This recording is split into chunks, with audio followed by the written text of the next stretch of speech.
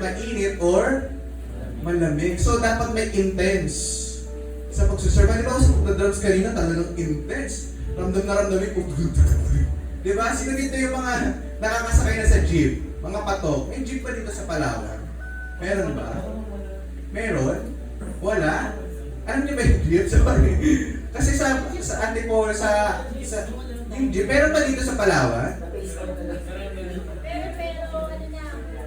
Okay. Kasi, pero sino na dito na-experience na makasakay ng jeep? Ayan, meron naman. Kasi sa Antipolo po, sa amin sa Manila, ang mga jeep ni, may tinatawag na patok. Pag patok ka, ang speaker mo, yung talagang dumudugundong. Yung ang ingay-ingay, sobrang lakas, sobrang basag yun. Parang sigaw ka na sigaw, di ka marinig. Para bang yung speaker is 100. Diba? So intense ang lakas. So tayo bilang kabataan, I encourage you. Sa edad kong to, ako ay 20 years old. Well, di ba parang 16 lang, di ba? Di ba? Sa edad natin na to, kailangan, bata ka pa lang, nakikita mo na yung realidad ng buhay. Kasi ako, kung makikita niyo ako sa Facebook, nag-try ako mag-vlog. Kung gusto yung maging friend, hindi ka.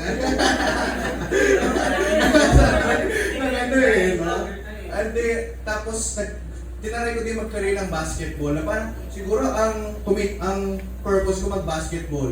Nung high school ako parang gusto ko maging PBA player kasi di ba yung mga PBA player naglalaro na sila, kumikita pa. Sabi ko sige, pero sa basketball baka maririnig mo, si Ish, ganito din, magagaling lang ko sa Facebook pero pag personal wala. Tinaray ko din, gusto ko din maging dancer. Ayan, sino niniwalang magaling ako sa bayaw? Hindi rin pala, ayoko, joke lang. Sabi ko, Lord, hindi eh. Kahit pilitin ko sa ng TikTok, lagi akong inaayon na ito, TikTok naman tayo, kahit ang tagal-tagal ng step, hindi ko makuha. Pero try-hard naman ako. Sabi ko, hindi pa din eh. Tinagay ko din na, mag-basketball, lahat ng mga bagay dito, no? May mga sinusubukan tayong mga bagay na parang kung ano ba yung gusto natin, kung fit tayo, pero na-realize ko na hindi pala yun yung pagkatawag sa akin ng Lord eh. Ang calling sa akin ng Lord, hindi pastor, kundi yung mag-serve lang, mag-lingkod. Kasi lahat naman tayo is, pagdating natin sa Panginoon, maririnig lang natin, di ba sabi doon, my good and faithful servant. Servant tayo lahat ng Lord, di ba? So ano man yung mga ministries natin sa church, youth command, music mean, o lahat ng mga ginagawa natin sa Lord, lahat yan, counted ng Lord yan. Yung pag-attend mo, pag-ising mo na maaga, every Sunday. Sino dito yung laging excited tuwing Sunday umattend ng church? Wala! Pag Sunday, lagi dapat parang alive with yes, Sunday ulit. Ito na ulit, magkakantahan, magkakamustahan. Yung beso-beso, totoo yun. Doon ko na, yung parang hihigupin ka na ng beso-beso ng mga kananayan natin. It shows love eh. Intimacy natin sa isa't isa. Ayan, tuloy natin. Be enthusiastic, the Lord, keeping your passion toward Him boiling hot, radiant with the glow of the Holy Spirit, and let this hope burst forth within you. Kahit naubusan ka na ng pag-asa, lumalaban ka pa din. Yung kahit na parang walang kakampi, parang walang nakikinig ng story mo, o kahit parang bang walang nakakaunawa sa akin. Ako na lang lagi masama, kayo na lang mabuti. Diba? Parang isang dumadating sa point na ganyan, naging sad boy, parang mag-isa ka, parang dumadating yan, totoo, diba? Kahit sa parang sayo mo, kahit madami kang kaibigan, darating ang point na mag-isa ka. Yung kahit nandun yung nanay, tatay mo minsan, parang mafe-feel mo parang, sino bang nakakaintindi sa akin? Sino bang nakakaunawa sa akin? Sino bang nakakilala sa akin from head to toe? Pero alam niyo ang Lord, bilang niya lahat. Alam niyo ba na bilang niya yung mga buhok natin? Kaya niyo bang bilangin yung mga buhok niyo? Hindi po. Diba? Ang Lord lahat, kilala niya tayo sa lahat ng bagay. At dapat alam mo yun na mayroong Diyos tayo nakakakilala sa atin. Tuloy natin, as you serve Him, let hope burst. Sabihin mag-burst. Sa MN, di ba, may burst na tinatawag? Burst, ano yun? Burst speed ba yun ang tawag doon? Di ba? Mayroon kang dapat ilagay na build. Di ba sa isang ML player, kung ikaw ay ML player, kailangan maganda yung build mo. Kailangan pag core ka, kailangan mo mag-farm. tawag kong tawagin, di ba? Kailangan meron kang ginagawang pagpapalakas in the spirit. Ayan. So same thing din sa atin. Ano yung kailangan natin gawin para maging malakas ang spiritual na buhay natin? Number one, ano yung magbigay kayo ng example na magpapalakas sa atin sa in the spirit? Prayer. Ano pa? Magbasa ng Bible. Ano pa? Yung pagsunod natin. Sige, sa katawan natin, para maging malakas ka, anong dapat mong gawin? Kumain. Sino kumain ng almusal? Diba, sabi sa school natin, what is yung pinaka important meal of the day? That is breakfast. Pero yun pa ang pinaka nakakaligtaan. Mas okay na mag-cellphone ka, mag-ML, mag-Facebook ka, kaysa mag-almusal. At sino dito pa sa Palawan, nagpupuyat din ba kayo? Tumatawa. Anong oras? Anong mga oras natutulog ng mga youth dito? Alas 3? Puyat pa ka. Call center? Bakit? Anong ginagawa niyo alas 3, alauna? Ano, sige maging open na kayo, hindi ko kayo ibabash, hindi ko kayo Gusto ko na malaman. ML? Okay. Kung may nag-ML, may si COD din ba dito? Call of Duty? Wala. Meron? Sino COD player dito? Nahihiya? Okay, meron. Okay. Kasi yun nga, di ba? Minsan din natin tawag nito, namamalayan yung oras, tumatakbo, ang bilis-bilis, di ba? Kaya ngayon, sa amin po, ako personally, gusto kong ma-realize nyo na hindi yan yung mga bagay na dapat natin karirin. Kasi may iba din bang pinakarir ang paglalaro, pag-ML, parang ginawang buhay na ba nila? Yung parang, tapos pagka nagka-girlfriend, parang mag-asawa na agad. Kaya di ba, yung mga boyfriend, girlfriend, babalitaan mo lang. Mari, alam mo ba siya, ano? Di ba? Bigla na nagkakalat yung balita. So, youth, alagaan natin sarili natin, ilayo natin yung mga bagay na pwedeng maging uso. Kasi mamaya, although marami kami mag-speak, yung mga word dating, huwag tayong go with the flow. Kasi mga kabata, kung anong trend, yun ang... Ano bang trend ngayon ng mga TikTok ngayon? Ano yung sa'yo na gano'n? Ano sa'yo yun? Ayun! Baka mamaya, pagka naging friend tayo sa Facebook, makita ko, gagawin niyo pa lang magsasayaw, ha? Ayan, tuloy natin. So, sino dito may pangarap? Pakitaas nga na kami may mga pangarap sa buhay. Gusto maging successful, gusto maging mayaman, gusto maging maagang, maging successful. Ayan. Hindi ko lang sinabi mag-asawa. Baka lang may nagtaas eh. Ayan. So, ayan. Ano niyo bang meron kayong future sa Panginoon? Sino iniwala na may future na nilaan ng Lord para sa Kanya? May nilaan si Lord na magandang plano para sa Kanya. Amen. Amen. Dapat with energy. Ayan. Kasi 'di ba sabi sa Jeremiah 29:11, for I know the plans I have for you, plans to prosper you, plans to not to harm you, and to give you. Ayan. Kaya alam niyo pag-commit sa Panginoon, kasi ito ha, ang pag-church, alam niyo ba yung mga pastor natin dito, yung mga missionary nating pastor, mga full-time, madaming pinagdaanan na sa Panginoon, talagang pag maririnig mo yung mga story nila, nakausap ko si Pastor Do kagabi, nag-uusap kami mga about sa mga karanasan ng church, ganito, ganyan. So, parang naano ko, Lord, grabe pala na yung paglakad sa inyo, hindi siya madali. Alam niyo kung bakit? Kasi minsan, sa paglaki natin, mag-aaral tayo, magkakatrabaho tayo, magpapamilya, pero marami na mga ngayon tumatalikod na sa pagsusurf, dating mainit, dating nasa music, wala na, biglang out of bloom, nakakalungkot na yung ang tagal-tagal sa church o di kayo yung mga lumaking nagsiwalaan, ano ba? Kaya ngayon, I encourage you po, sa bawat isa sa inyo, hindi ko alam, hindi ko kayo kilala, hindi ko kayo alam sa pangalan, pero alam niyo si Lord nakaka-arok ng puso natin. Siya nakakabasa ng puso natin sa pagsusurf. At dapat natin yung ipag-pray lagi, Lord, ano po bang plano mo para sa akin? Sabi sa Psalms 37 verse 5, ate paki-next na. So number 1, ano yung number 1 natin pointers? Number 1, be fully committed to the Lord. Number 2, be enthusiastic. And number 3, commit your future. Ano ang mas magandang mas masarap i-look forward? Ang past o ang future?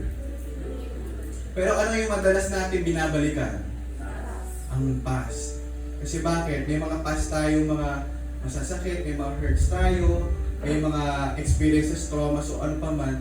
Pero alam nyo, kahit may madilim tayong past, merong liwanag. Example, sa umaga, ano ang tawag? Sunset or ano yung tawag sa umaga? Sunrise. Eh kapag sunrise, halimbawa, di ba, may nakatapat sa iyo yung araw. For example, ito, ako. Nakikita niyo ba yung anino ko? Yung anino. Halimbawa, yung anino natin is portraying yung ating past. Kapag doon ka humarap, hindi mo makikita yung liwanag, yung bright side ng buhay natin. Pero kapag yung bright side, yung ilaw yung sinundan mo, yung dilim mo, nasa likod mo. So, ano yung impartation? Huwag ka na bumalik. Huwag mo na balikan yung past mo. Kasi sabi ng Bible, sabi ng Lord, kinalimutan niya na yung past natin. Ano man yung mga nagawa mo before, ano yung mga naranasan mong hindi maganda, experiences mo, sabi ng Lord, I have sa mga milk tea natin, I have a big plan for you. Kaya sabi dito, commit your future to the Lord. Kasi alam nyo dito sa mga, alam nyo kapag nagtatanong, ano gusto mo paglaki mo? May mga, pag tinatanong kayo ng gano'n, alam nyo na ba kung ano kayo magiging? Sino dito gusto maging mga teacher? Meron ba? Teacher? Sundalo? Ano ba ang pangarap mo sa buhay paglaki nyo? Magbigay ka ng example? Nurse. Sino gusto maging nurse dito? Nurse. Doctor. Police. O, may lady police tayo. Ano ba? Bombero? Meron ba? Maging, hindi tambay ha? Ano ba? Kahit anong pang pangarap nyo, kung sabi ng commit, kasi ipapakita ng Lord kung ano kayo. Kung ano yung mga saan ka magaling. Ako kasi, isang testimony lang. Dati pa man din, gusto ko na maging teacher. Kasi nakikita ko sa sarili ko na parang kaya ko, parang hindi naman halata, no? Na parang na-inspire ako sa mga teachers na magturo. Tapos, yung tatay ko gusto kong pagpulisin. Na, pag ganito ka, ganito, ganyan, kasi ito yung magataas ang sahod, ito yung ganito, ganyan.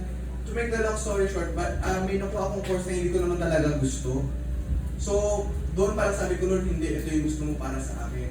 Kahit ano pong sabihin nila, kung ano yung dinikta ng Lord sa iyo, sa puso mo na maging, lakaran mo. At, huwag mong lalagyan ng, huwag mong hahayaan na tawag nito, madala ka, mahila ka. Kasi ano si Satan sabi sa John 10:10, the thief come, to steal, amok na ng pumalito para umatay, magnakaw, at magpuksa. Pero sabi doon, I have come to give them abundant life. Kaya tayo youth, no, enjoy niyo yung year na to, no, yung pagiging at ilayo niyo yung sarili niyo sa mga bagay na alam niyo mali. Pag sinabing BI, alam niyo ba yung BI?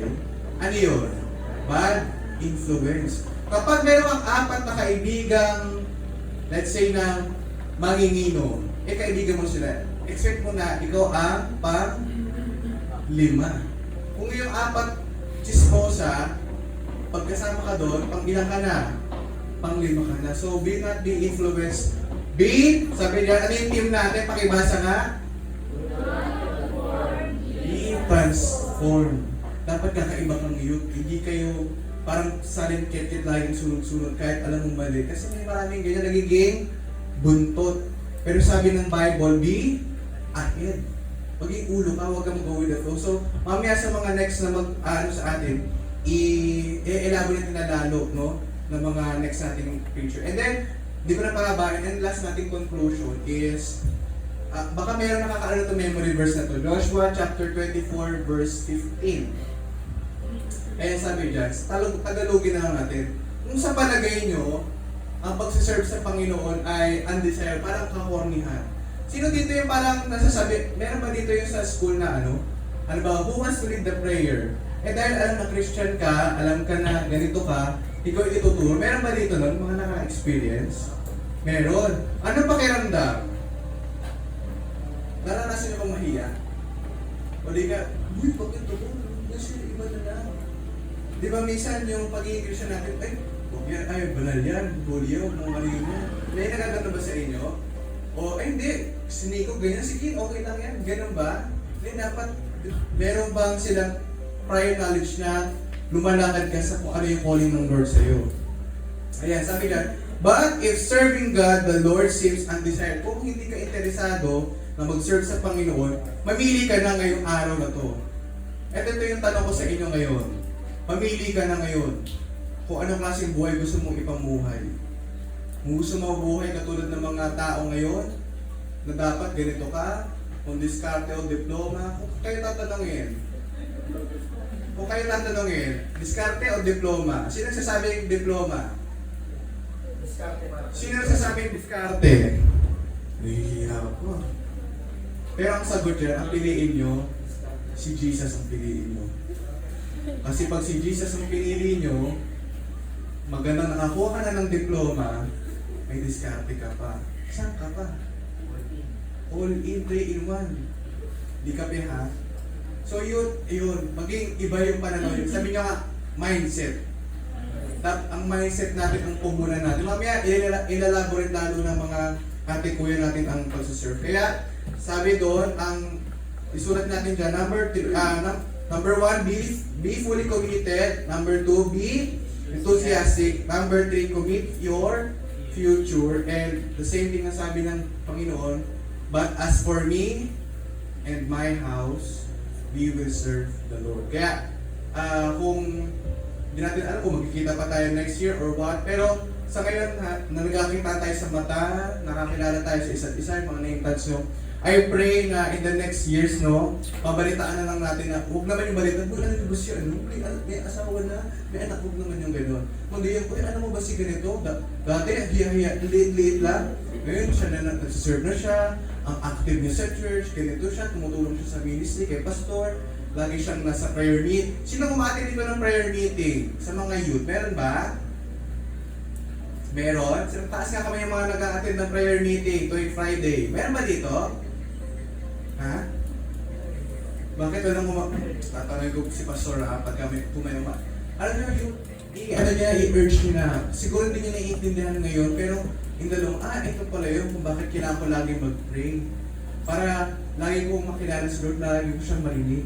Kaya, ang challenge ko po sa inyo na sa umagang ito, but as for me and my house, we will serve the Lord. Kaya yung lungkot nyo ngayon, yung lagi nyong bigyan nyo sarili nyo na maging masaya. Di ba kahit na pangit yung sitwasyon ng buhay natin, sabihin na lagi lang natin pasayahin yung sarili natin kasi alam natin mayroong gustong ipaunawa si Lord at meron siya itinuturo sa atin. Kaya, but as for me and my house, we will serve the Lord. Palampakan natin ng Lord. Patuloy sa Panginoon. Amen.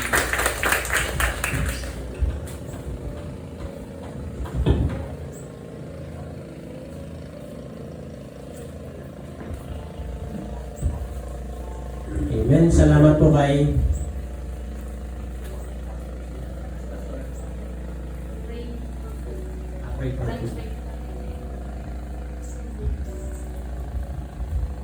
Okay, so mukhang okay na ata yung food po. So tatanong muna ni Ate Angela. Pasalamat muna tayo kay Kuya Ace sa napakagandang message ng Panginoon sa atin, which is yung commitment niya. So, habang habang tinatawag ni Ate Angela yung food. Kasi, gutom na ba ang lahat? Mukhang gutom na nga ba? Kung kinlay sumasagot. So, kasi magto-12 na din, so 11:30. So, habang tinignan ni Ate Angela yung kung okay na. So, siguro pag-pray na rin natin ngayon, no? Para pagkadating natin doon. So, tanong natin sa kanila kung paano yung serving ng pagkain, kung meron nang naka-prepare na So, yun. So, pag-pray na rin muna natin yung foods.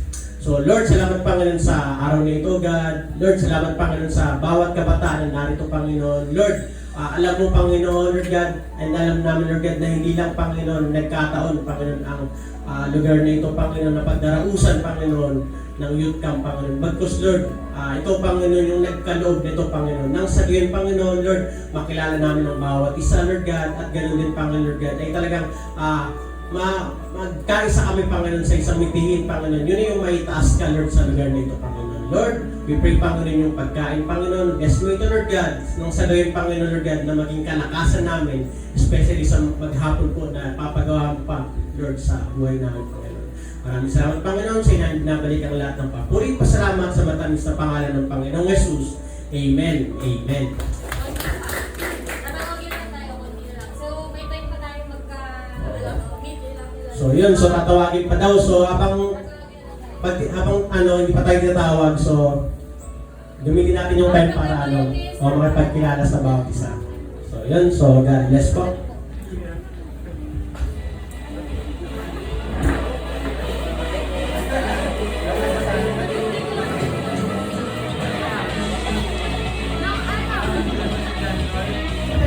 May ano lang po pala, may nire-remind lang ako. Yung mga, binigay po sa inyo mga notebook at lapis. Pwede nyo na pong iwan dyan sa upuan. Paalala na lang. Basta may pangalan. And alam nyo na yun yung sa inyo. Kung saan kayo nakaupo, yun yung inyo. Siyempre wala namang kukuha ng iba, di ba? So yun na, pakiingatan na lang din. So pwede kayong makipagkwentuhan muna habang naghihintay po tayo. Okay po.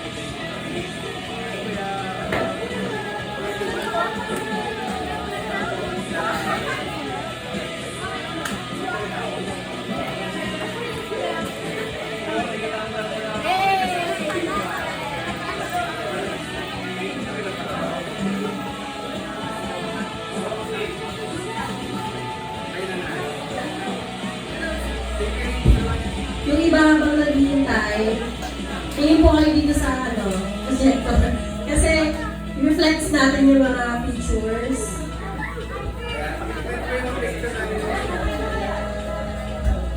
Para makita nyo.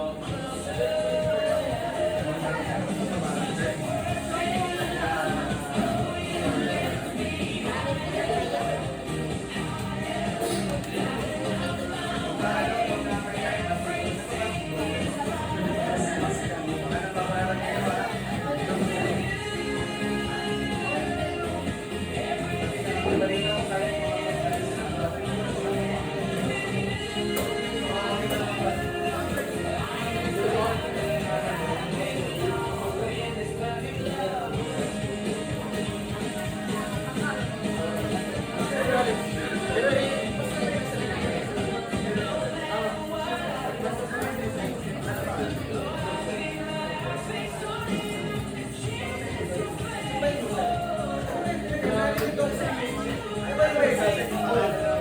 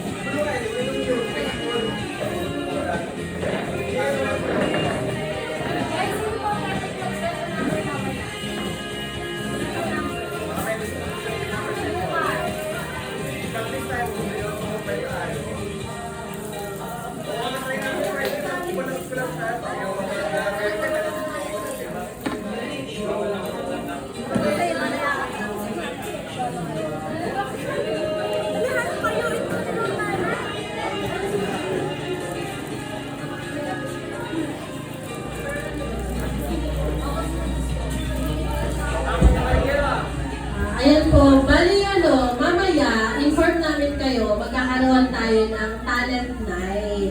So kung sino yung mga may talent yan, pagkakataon nyo na to shine. It's your time to shine. Pwede kahit anong klaseng talent kung pwede kumanta, sumayaw, umante, pwede rin. Yan, so ang tawag namin doon ay talent night. So, pag meron kayo, huwag kayong mahihiya na magsabi sa amin, mga, kay Ate Angela. May prize tayo na cash prize. Ayun! May cash prize.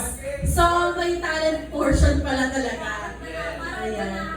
Oo, parang yan. Galingan nyo, guys. Ayan may cash prize. Pang Shopee yun. Pang TikTok. Mag-prepare na kayo mamaya. Siguro pag-usapan nyo kung solo, kung grupo gusto nyo. Yan, let's say it.